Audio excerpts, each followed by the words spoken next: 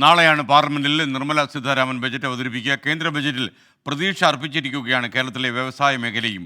ജനപ്രിയ പ്രഖ്യാപനങ്ങൾ ഉണ്ടാകുമെന്നാണ് പൊതുവെയുള്ളൊരു പ്രതീക്ഷ. തെരഞ്ഞെടുപ്പിന് മുന്നോടിയായിട്ടുള്ള ബജറ്റ് എന്ന നിലയിൽ പൊതുമേഖലാ സ്ഥാപനങ്ങളും വളരെ വലിയ പ്രതീക്ഷയിലാണ്. സാമ്പത്തിക പ്രതിസന്ധി രൂക്ഷമായ കേരളത്തിന് കൈത്താങ്ങാകുമോ കേന്ദ്ര ബജറ്റ്? കേരളത്തിലെ വായ്പാ പരിധി ഉയർത്തുമോ എന്നതടക്കം ശ്രദ്ധാകേന്ദ്രങ്ങൾ നിരവധി. വ്യവസായ മേഖലയ്ക്കാണ് ബജറ്റിൽ പ്രതീക്ഷയേറെ. ഇപ്പോൾ ഈ സെൻട്രൽ ഗവൺമെൻറ്റിൽ ഒരു കണ്ടിന്യൂറ്റി ഉണ്ടാകാനുള്ള ചാൻസ് ഉണ്ട്. പ്രത്യേകിച്ച് ഇപ്പോൾ സമീപകാലത്ത് നടന്ന പൊളിറ്റിക്കൽ ഡെവലപ്മെൻറ്റ്സ് ബീഹാറിലും മറ്റുമൊക്കെ നടന്നത് BJP ഗവൺമെൻറ് തിരികെ അധികാരത്തിൽ വരാനായിട്ടുള്ള ഒരു ചാൻസ് കൂട്ടി എന്നുള്ള ഒരു വിലയിരുത്തലാണ് മാർക്കറ്റിനുള്ളത്.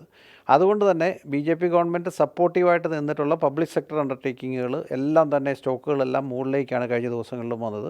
ഇൻഡെക്സുകളും കഴിഞ്ഞ ദിവസം മുകളിലേക്ക് തന്നെ റാലി വന്നതിന് ശേഷം പൊതുമേഖലാ സ്ഥാപനങ്ങൾക്കുണ്ടായ മുന്നേറ്റം പ്രതീക്ഷ നൽകുന്നതാണെന്നാണ് സാമ്പത്തിക വിദഗ്ധർ അഭിപ്രായപ്പെടുന്നത്.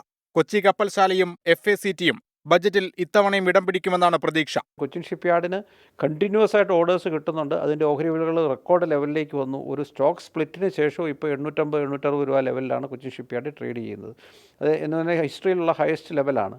അതേപോലെ തന്നെ ആളുകൾക്ക് ഇൻട്രസ്റ്റ് ഉള്ള ഒരു കാര്യമാണ് FACT. പിന്നെ സമീപകാലത്ത് IPO വന്ന LICയുടെ ആണെങ്കിലും IPO പ്രൈസിന് മുകളിലേക്ക് സ്റ്റോക്ക് പ്രൈസ് വന്നിട്ടുണ്ട്. അപ്പോൾ പൊതുവേ പൊതുമേഖലാ സ്ഥാപനങ്ങളെ സപ്പോർട്ട് ചെയ്യുന്ന ഒരു പോളിസിയാണ് സെൻട്രൽ ഗവൺമെൻറ്റിൻ്റെ ഭാഗത്തു നിന്ന് ഇപ്പോഴുള്ളത്.